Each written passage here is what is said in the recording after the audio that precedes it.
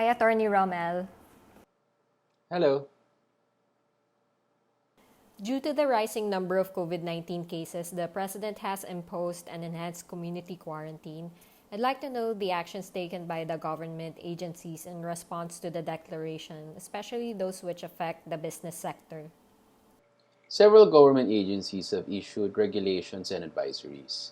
These include implementing regulations on the Bayanihan to Heal as One Act, circulars and regulations extending the deadlines for compliance reports, and guidelines given to donors and manufacturers of healthcare equipment and supplies. There's a lot of issues concerning donations during this period. Can you enlighten us on the matter?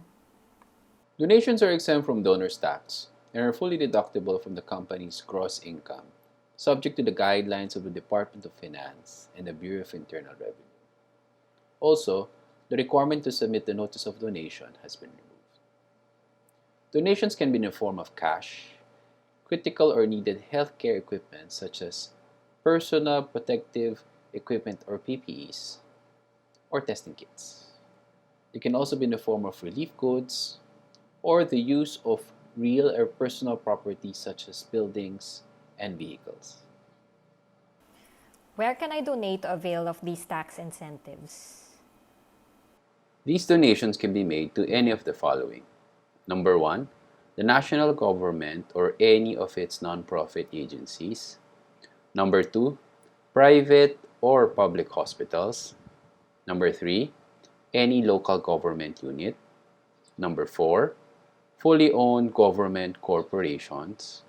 Number 5, accredited or non-accredited, non-stock, non-profit, educational institutions, charitable, religious, or cultural or social welfare corporation or institutions, foundations, non-government organizations, trust or philanthropic organizations, or research institutions or organization. And number 6, private corporations, civic organizations, or international institutions. You can check the detailed list under Revenue Regulation number 9-2020. You mentioned that donations to these institutions are exempt from donors tax. Are there qualifications for this exemption? Donations to these entities shall be exempt from donors tax, provided that they comply with the requirements found in Revenue Regulation 9-2020. In relation to donations to local private corporations, civic organizations, and international institutions, they must actually, directly, and exclusively distribute or transfer the said donations to any accredited NGO or to the national government or any entity created by any of its agencies for nonprofit activities or to any local government unit. In the alternative, they can also partner with these institutions as a conduit or a logistics arm for the said distribution. Are donations of critical or needed healthcare equipment or supplies and relief goods subject to 12% VAT? No, donations of these goods are not subject to 12% VAT as they are not considered transactions deemed sale. Any input VAT attributable to the purchase of the said goods shall be credited against other output tax. Where can I find the basis of this tax treatment and when did it take effect? You can check Revenue Regulation 9-2020. It took effect on March 16, 2020 and shall be in full force only during the 3-month effectivity of the Bayanihan to Heal as One Act, unless it is extended or withdrawn by Congress or ended by a presidential proclamation. Has the government addressed the concern on ease of importation of these healthcare supplies? The Department of Finance and the Department of Trade and Industry issued Joint Memorandum Circular number 2020-2 to ease the importation of these healthcare supplies and equipment. This is in line with Customs Administrative Order number 7-2020 and Revenue Regulation 6-2020, which were previously issued by the Bureau of Customs and the Department of Finance. More importantly, these goods are exempt from duties, taxes, and import processing fees. Are manufacturers which import materials necessary for the production of health equipment and supplies also exempt from import duties and VAT? Yes, for as long as they are accredited by the Board of Investments. What is the procedure to be followed by the importer of these health equipment, supplies, and raw materials? Number 1, they must secure a tax exemption endorsement or TI by submitting the required documents with the Department of Finance upon the lifting of the ECQ. Second, for purposes of the release of the shipment, they must file a provisional import entry declaration and supporting documents with the Bureau of Customs. And number 3, within 45 days from the lodgment of his entry, they must submit the TI with the Bureau of Customs. Are there other special considerations made by the tax authorities in relation to the payment of taxes? The Department of Finance and the Bureau of Internal Revenue extended the filing and the payment of tax returns falling due within the ECQ period. For example, the filing and the payment of the 2019 annual income tax return was moved from April 15, 2020 to May 30, 2020 without the imposition of any penalty. That's good to hear. Is there a specific regulation that states the deadlines for the filing of other tax returns and various correspondences to the BIR?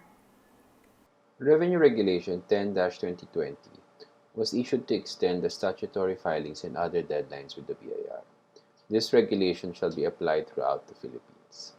The original extended deadlines are indicated in Revenue Regulation 10-2020. All previous issuances that are inconsistent with the said regulation are revised accordingly. RR 10-2020 further states that if the ECQ period is extended further, the filing of the returns and the payment of the corresponding taxes therein, and the submission of reports and attachments falling within the extended period shall be extended for 30 calendar days from the lifting of the ECQ. These extensions mean a lot to us, but won't the EFPS automatically compute interest and penalties on top of the basic tax due?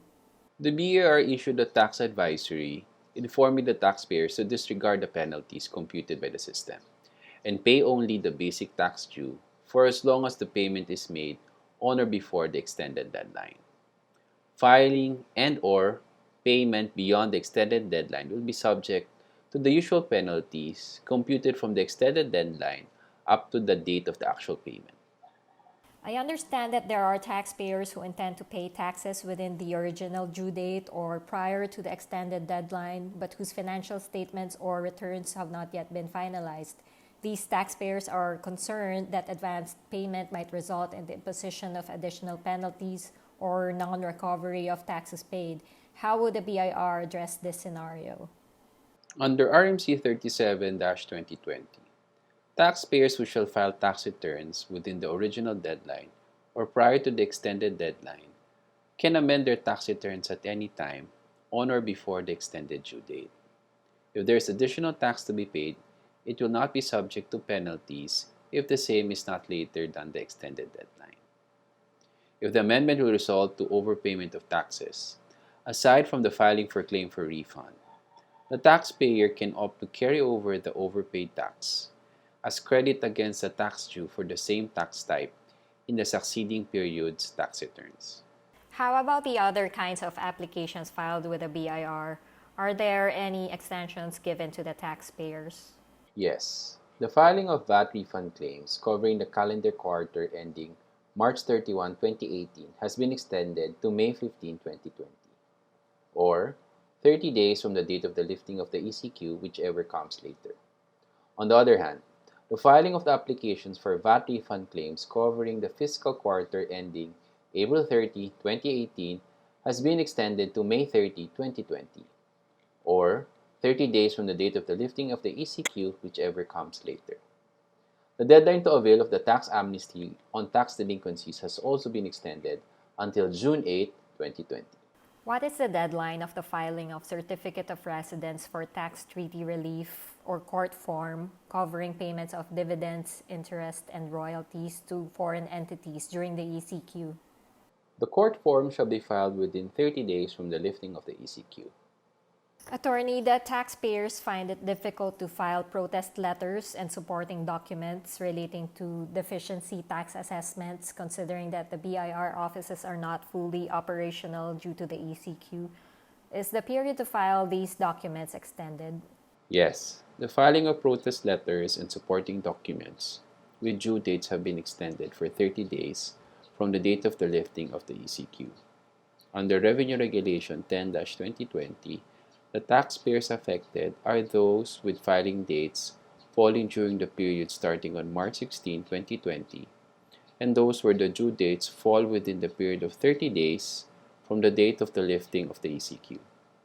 It shall apply to taxpayers in the entire Luzon and all other LGUs which adopted and implemented the ECQ or other similar measures. How about the statute of limitations in relation to assessment and collection of taxes pursuant to the tax code? The BR suspended nationwide the running of the statute of limitations under the tax code for a period starting on March 16, 2020 until the lifting of the state of national emergency and for 60 days thereafter. The suspension shall likewise apply to the issuance of assessment notices, warrants, and enforcement or collection of deficiency taxes. Thank you, Attorney. Stay safe.